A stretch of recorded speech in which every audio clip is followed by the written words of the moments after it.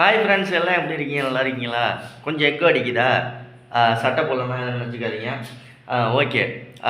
ஒரு சின்ன ஒரு விஷயம் நம்ம சேனலில் நிஷா டான்ஸ் ஆடி வீடியோலாம் போட்டிருந்தாங்கல்ல, அது கிட்டத்தட்ட ஒரு 200-300 வீடியோ டெலீட் பண்ணிட்டேன். இன்னமும் டெலீட் பண்ணிக்கிட்டே இருப்பேன்.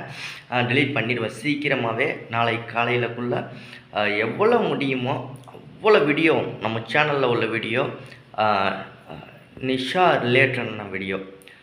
அதாவது என்ன சொல்கிறது, மற்ற விஷயங்கள் இல்லாமல் நிஷா டான்ஸ் ஆடின வீடியோ, அந்த பாட்டெல்லாம் போட்டு விட்டாங்கள்ல, ஷார்ட்ஸ் எல்லாம் போட்டு விட்டாங்கள்ல, அந்த வீடியோ கிட்டத்தட்ட ஒரு 200-300 வீடியோ டெலீட் பண்ணிட்டேன். முடிஞ்ச வரைக்கும் சீக்கிரமாக டெலீட் பண்ணிடுவேன்.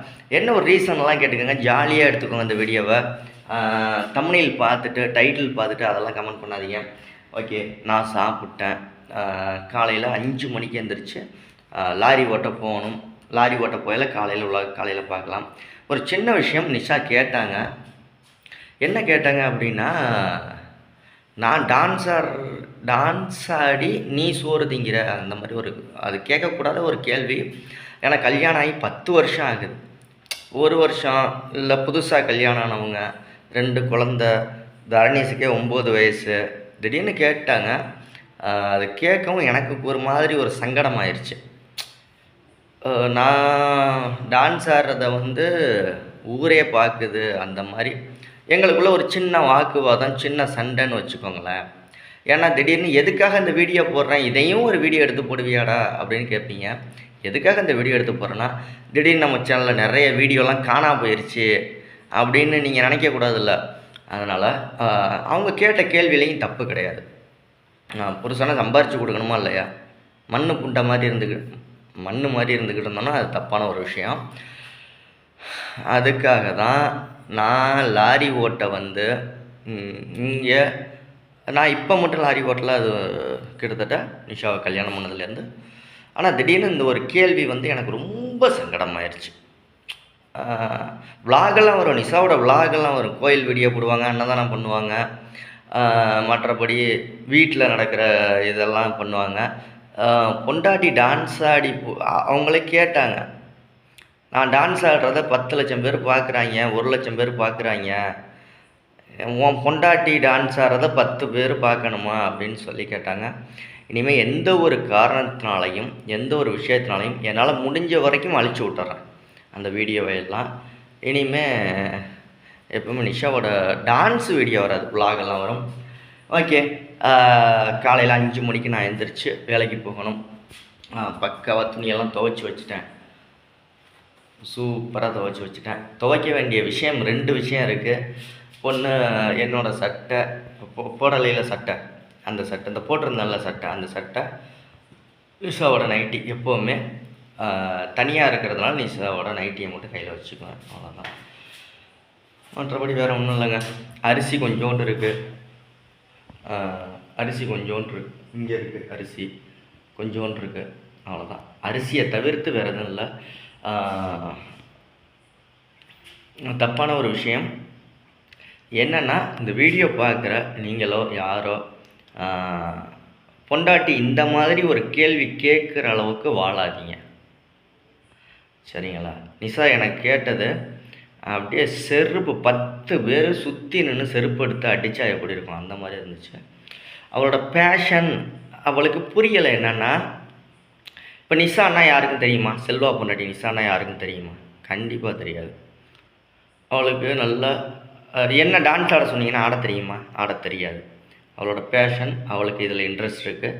அதனால் அவள் என்ன செய்யணுமோ விருப்பப்பட்ட மாதிரி செஞ்சு விட்டேன். ஆனால் அவள் என்ன எடுத்துக்கிட்டா அப்படின்னா, இதில் நான் காசு சம்பாதிக்கிறேன், காசு திங்கிறேன் அப்படின்னு. என்கிட்ட 10 பைசா கூட காசு கிடையாது. இந்த நிமிஷம் கேட்டிங்கன்னா கூட 10 ரூபா கூட என்கிட்ட கிடையாது. காசு வருது யூடியூப்பில், அது நிஷா தான் எடுத்துக்கிறா. என்னோடய அக்கௌண்ட்டும் கொடுக்கல, நிஷா எடுத்துக்கிறா. பிள்ளைங்க சாப்பிடுது, தியா, தர்ணீஸு, என் அம்மா அப்பா, இவங்க தான். என்னுடைய வாழ்க்கையில் இனிமேல் நிஷா இந்த யூடியூப் சேனல் அப்படின்னு வருதுன்னா, நிஷா டான்ஸ் ஆடுற வீடியோலாம் வராதுங்க, விலாக் மட்டும்தான் வரும். நிஷா கேட்டது என்ன அப்படியே எப்போவுமே நீங்கள் யாராவது வீடியோ பார்த்துக்கிட்டு இருந்தீங்கன்னா முடிஞ்ச வரைக்குமே நான் அந்த யூடியூப் சேனல்லாம் சீக்கிரமே க்ளோஸ் பண்ணிடலான்னு நினைக்கிறேன். ஆமாம். முடிஞ்ச வரைக்கும் பார்க்கலாம்.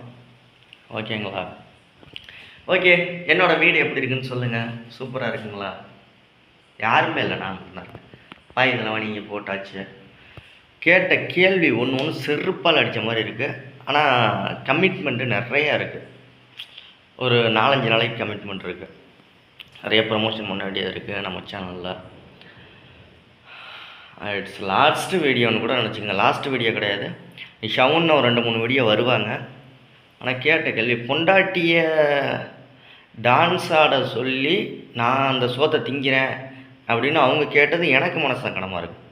மற்றவங்க கமெண்ட் பண்ணுவாங்க என்னென்னா, பொண்டாட்டி ஆட சொல்கிறியா அது இதுன்ட்டு. அதெல்லாம் நமக்கு தேவையில்லை. நான் இப்போ பொண்டாட்டி ஆட சொல்லிவிட்டு நான் எதுக்குங்க ஒரு 500 கிலோமீட்டர் தாண்டி திருப்பூரில் வண்டி ஓட்டிக்கிட்டு இருக்கேன், லாரி ஓட்டிக்கிட்டு இருக்கேன். அப்படியே நெஞ்சு அடைக்கிது, ஹார்ட் அட்டாக்கே வந்துடும் போல இருக்குது.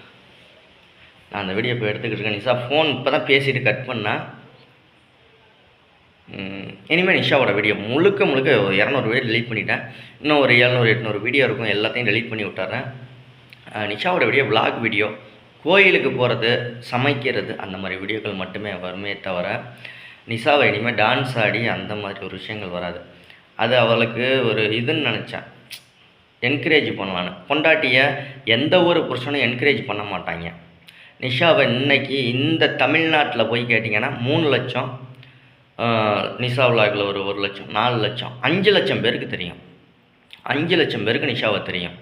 இது யாரால்? செல்வாவில். ஒன்றுமே இல்லாமல் ஏதோ ஒரு மூலையில் கிடந்தவங்கள கூட்டிக்கிட்டு வந்து ஒரு 5 லட்சம் பேருக்கு தெரிய வச்சுருக்கேன்.